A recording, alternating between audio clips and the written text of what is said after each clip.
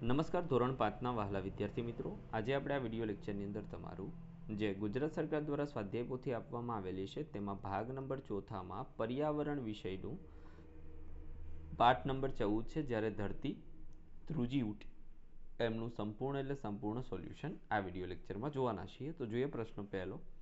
આપેલા વિકલ્પમાંથી યોગ્ય વિકલ્પ પસંદ કરવાનો છે, જેમાં પહેલું નીચેનામાંથી કઈ આપત્તિ માનવ સર્જિત છે, તો એમાં આવશે યુદ્ધ. બીજું નીચેનામાંથી કઈ કુદરતી આપત્તિ છે, તેમાં આવશે દાવાનળ.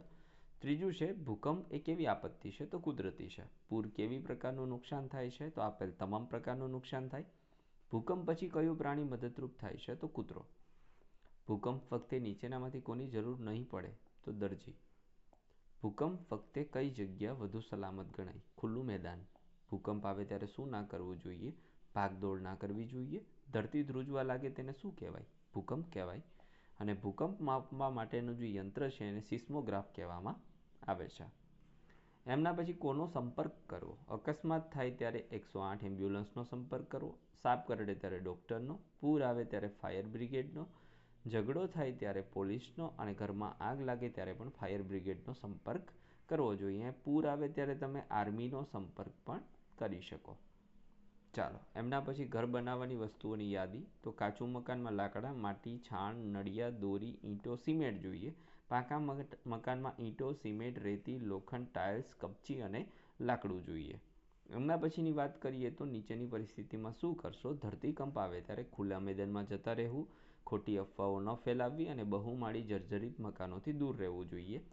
આગ લાગે ત્યારે આગ લાગેલા સ્થળથી દૂર જતા રહેવું, ફાયર બ્રિગેડને ફોન કરી બોલાવવી, આગ બુઝાવવાના બનતા પ્રયત્નો કરવા જોઈએ. એમના પછી પ્રશ્ન નંબર 5 છે. પ્રશ્નોના આન્સર આપો, જેમાં પહેલું પ્લાસ્ટિકના તંબુમાં રહેવાથી કઈ કઈ મુશ્કેલીઓ પડશે, તો પ્લાસ્ટિકના તંબુમાં રહેવાથી ઠંડીનો સામનો કરવો પડે. વધારે પવન હોય તો તંબુને ટકાવી રાખવામાં મુશ્કેલી પડે છે. વધારે લોકોને તંબુમાં સમાવી શકાતા નથી. ઘણી વખત તંબુ તૂટી જતા હોય છે. બીજું, ધરતીકંપ વખતે કઈ કઈ સાવચેતીઓ રાખવી જોઈએ, તો ધરતીકંપ વખતે શક્ય હોય ત્યાં સુધી ખુલ્લા મેદાનમાં જતા રહેવું જોઈએ.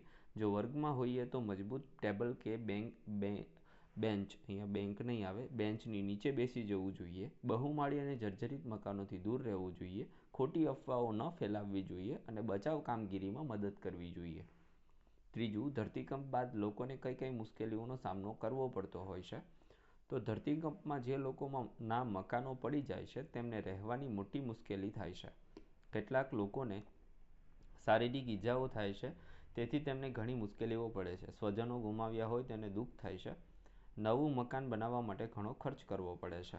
ત્યાર પછી પ્રશ્ન નંબર 6 છે. વિધાનો સાચા છે કે ખોટા તે જણાવો, જેમાં પહેલું આગ લાગી એ કુદરતી આપત્તિ છે, તો ખોટી વાત છે. સરપંચને ધરતીકંપ વિશે અગાઉથી જાણકારી હોય છે, તો ખોટી વાત, કારણ કે કુદરતી આપત્તિઓનું આપણે જાણકારી મેળવી શકતા નથી. ડૉક્ટર ધરતીકંપ વિશે જાણકારી મેળવતા હતા, તો ખોટી વાત. ધરતીકંપ વખતે આપણે એકબીજાને મદદ કરવી જોઈએ, તો આ સાચું છે. આગ લાગે ત્યારે બચાવ માટેની ભીના કપડાનો ઉપયોગ કરવો જોઈએ, આ વાત સાચી છે. એમના પછી પ્રશ્ન 7 છે. વર્ગીકરણ કરો. કુદરતી આપત્તિમાં ધરતીકંપ, જંગલમાં આગ લાગવી, પૂર આવવું, દુષ્કાળ, વાવાઝોડું આવવું, બરફવર્ષા થવી. માનવ સર્જિત માં આવશે અકસ્માત, ઝઘડો, બોમ્બ વિસ્ફોટ, નબળા કામથી બિલ્ડિંગો પડી જવી, જંગલમાં આગ લાગવી અને કોમી રમખાણો. આ બધાનો સમાવેશ થશે. ત્યાર પછી 8મું છે. લખો પરિસ્થિતિ. અકસ્માત થાય ત્યારે પ્રાથમિક સારવાર આપી 108 બોલાવીશું. સાપ કરડે ત્યારે ડૉક્ટર પાસે જઈશું. પૂર આવે ત્યારે ઊંચાઈવાળી જે જગ્યાઓ છે ત્યાં જતા રહીશું. ઝઘડો થાય ત્યારે પોલીસને બોલાવીશું અને ઘરમાં આગ લાગે ત્યારે ફાયર બ્રિગેડને બોલાવી જોઈએ. હવે મિત્રો, ફાયર સ્ટેશન માટેના ફોન નંબર છે 101, પોલીસ માટે 100, એમ્બ્યુલન્સ માટે 108 અને નજીકની જે હોસ્પિટલ છે ત્યાં તમે કોઈ પણ હોસ્પિટલના નંબર લખી શકો. તો મિત્રો, આ હતું સંપૂર્ણ આપણા પાઠનું solution. Thank you very much. ફરી મળીશું નેક્સ્ટ વિડીયો લેક્ચરમાં આવા જ એક સોલ્યુશન સાથે. ત્યાં સુધી આવજો.